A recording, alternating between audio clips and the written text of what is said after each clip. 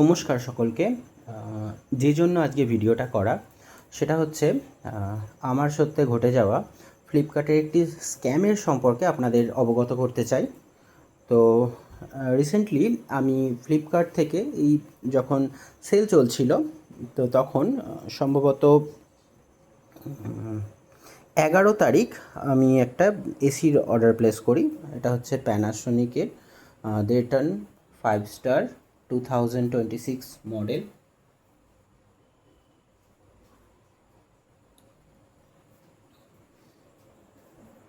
তো সেটা ডেলিভার হয় হচ্ছে 12 তারিখ।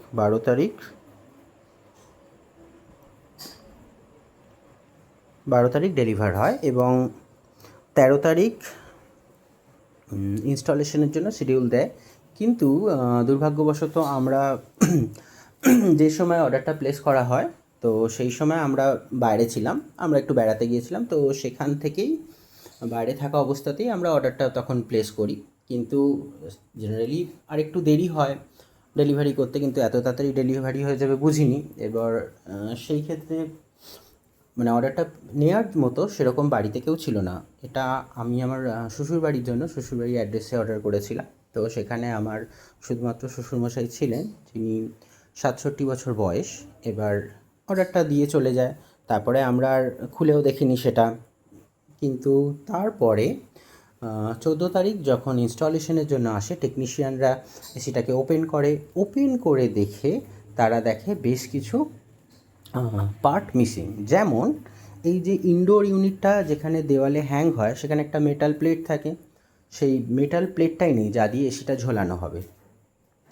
এছাড়া আরও আশ্চর্যের বিষয় হলো যে তারা লক্ষ্য করে যে এসিটা পুরনো, ইউজড, মানে আগে অলরেডি ওপেন হয়েছে, সেটা ব্যবহার হয়েছে। এবার সেটা বোঝা যাচ্ছে না যে এটা আসলেও 2026 সালের এসি কিনা নাকি তার আগের এসি। তার কারণ প্রথম কথা হচ্ছে এই যে পিভিসি টেপ র্যাপ করা।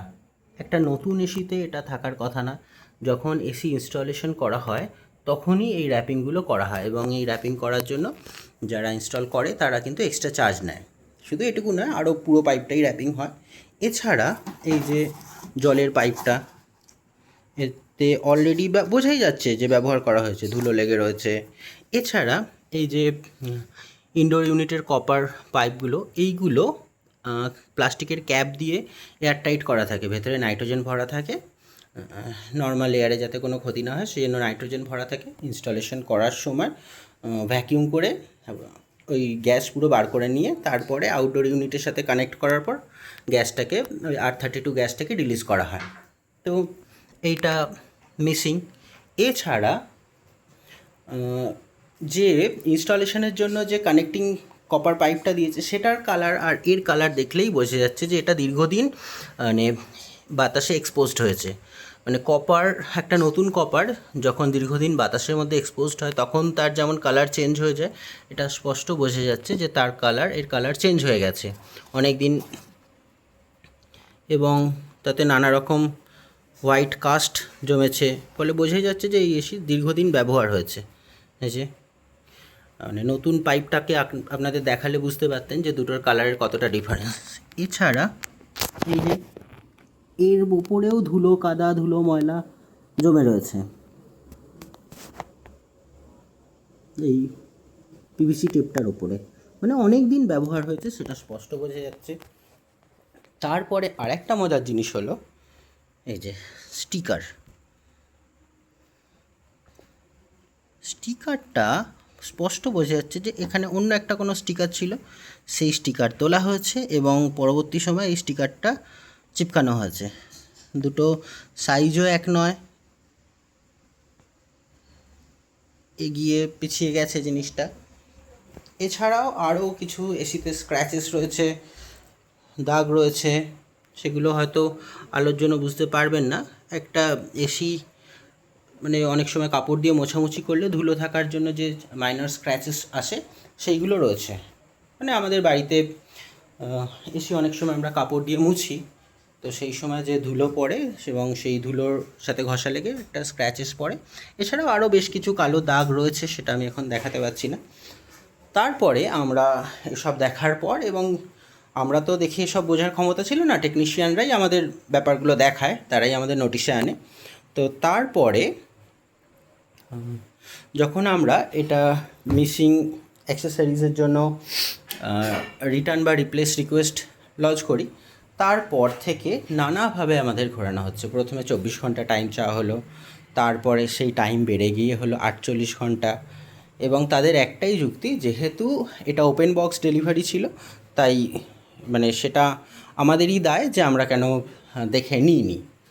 কিন্তু যদি প্রথমত হচ্ছে একজন এজেড পার্সন এটা রিসিভ করেছে, আর যদি তিনি না হয়ে আমিও হতাম, আমার পক্ষেও এটা হয়তো বোঝা সম্ভব হতো না,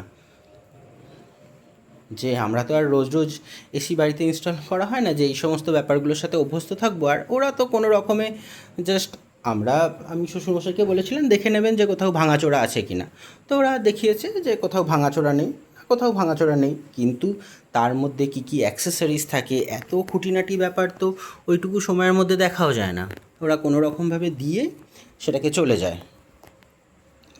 তো তারপর সেই 14 তারিখ থেকে ক্রমাগত একটার পর একটা মেল ডিটেলস দিয়ে, ফটো দিয়ে, অজস্রবার কল, কিন্তু ওদের ওই একটাই যুক্তি।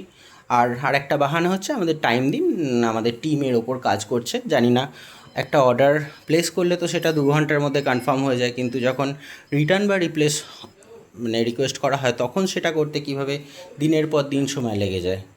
14 তারিখ থেকে আজকে 18 তারিখ হয়ে গেছে, এখনও ব্যাপারটা কনফার্ম হয়নি। প্রথমে 24 ঘন্টা থেকে 48 ঘন্টা, তারপর 72 ঘন্টা, অলরেডি 100 ঘন্টা পার হয়ে গেছে, 4 দিন। তো এবার দেখা যাক, আমরা অলরেডি কনজিউমার ফোরামে হেল্পলাইন নাম্বারে কমপ্লেন লজ করেছি, এবার দেখা যাক যে কী হয় জিনিসটা। তবে যে শিক্ষা হলো, এরপর থেকে তো ফ্লিপকার্ট থেকে আর কোনো দামি জিনিস কিনতেও ভয় লাগবে, এবং আমি আমার সমস্ত পরিচিতদের সাজেস্ট করব যে কোনো দামি জিনিস অ্যাটলিস্ট ফ্লিপকার্ট থেকে না কেনাই ভালো। কোনো ছোটো ছোটো কম দামের জিনিস কিনলেন ঠিক আছে, সেটা কিছু ভুলভাল এলেও অতটা গায়ে লাগবে না, কিন্তু সেটা আমি নিজে ফ্লিপকার্ট থেকে প্রচুর জিনিস পারচেস করি। আমার গত এক বছরে প্রায় 1.5 লাখ টাকার উপর জিনিস পারচেস করা আছে। রিসেন্টলিও 1 মাসও হয়নি এটা 30,000 টাকা দিয়ে মোবাইল পারচেস করেছি, কিন্তু সেক্ষেত্রে এরকম সমস্যা, হ্যাঁ ছোটোখাটো টুকটাক সমস্যা, যেমন একটা আমি ঘড়ি কিনেছিলাম তাতে স্ক্র্যাচ ছিল, সেটা যাই হোক সেগুলো চেঞ্জ হয়ে গেছে। কিন্তু এবারে যে সমস্যায় পড়লাম, এবং তারপর যে হ্যারাসমেন্ট হতে হলো 4 দিন ধরে ফ্লিপকার্টের ওপর, তো মানে ফ্লিপকার্ট একদম স্ক্যামার হয়ে গেছে, পুরো স্ক্যাম চলছে ফ্লিপকার্টে। দেখা যাক এরপরে, এখনও ওয়েট করতে বলছে, আজকেও ফোন করা হয়েছিল, বলেছে 24 ঘন্টা থেকে 48 ঘন্টা ওয়েট করতে। দেখা যাক, তারপর যদি কোনো আপডেট আসে আপনাদের সাথে অবশ্যই শেয়ার করব। ধন্যবাদ। আবারও সতর্ক করছি যে ফ্লিপকার্ট থেকে কোনো জিনিস কেনার সময় সতর্ক থাকবেন, আর যদি ওপেন বক্স ডেলিভারি হয় তো সেটা নেওয়ার সময় একদম খুঁটিয়ে, দরকার হলে আধ ঘন্টা দাঁড়াতে হলে দাঁড়াবেন, মানে ডেলিভারি বয়কে আটকে রেখে হলেও আপনাকে দেখে নিতেই হবে, কারণ কিছু প্রবলেম হলে তারা কিন্তু সহজে কি করবে কি না আদৌ জানি না। কারণ এবার আমরা যখন ফোন করছি আমাদের, হ্যাঁ আর একটা বিষয় যেটা বলা হচ্ছে যে আপনারা প্যানাসোনিকের সাথে কন্ট্যাক্ট করুন, এটা তো সার্ভিস সেন্টার ওয়ারেন্টি না, কেন প্যানাসোনিকের সাথে কন্ট্যাক্ট করবো? আর কন্ট্যাক্ট করেওছিলাম, তারা এই ব্যাপারে কোনো সাহায্য করতে পারছে না। কারণ যদি আমি এসি ইনস্টল করতাম, সেখানে এসিতে কোনো খারাপ হচ্ছে, ঠান্ডা হচ্ছে না, বা অন্য কোনো গ্যাস লিকেজ হচ্ছে, সেই সমস্ত সমস্যা হলে প্যানাসোনিক আমাদের এন্টারটেন করতো। কিন্তু যেখানে এসি ইনস্টলই হয়নি, যেখানে একটা সিল প্যাক এসি আসার কথা, নতুন আনইউজড, আমি তো নতুনের জন্য পে করেছি, তো 40,000 অ্যাবাভ, প্রায় 42,000-এর কাছাকাছি, তো সেখানে আমি কেন পুরনো ইউজ জিনিস নেব? আর আমি এখন সার্ভিস সেন্টারে যাবই বা কেন? এটা তো যে কোম্পানি এটাকে প্রডিউস করেছে তার তো ফল্ট নয়, সে তো বলেনি যে আমাকে কোনো ইউজড প্রোডাক্ট দিয়ে যেতে। তাহলে আমি এখন প্যানাসোনিকই বা কেন দায় নেবে, আর আমি বা কেন প্যানাসোনিকের কাছে যাব?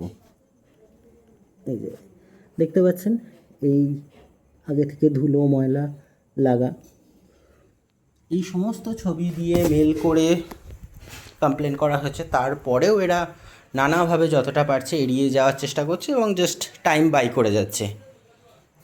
যাই হোক, দেখা যাক কী হয় আলটিমেটলি। ধন্যবাদ সকলকে।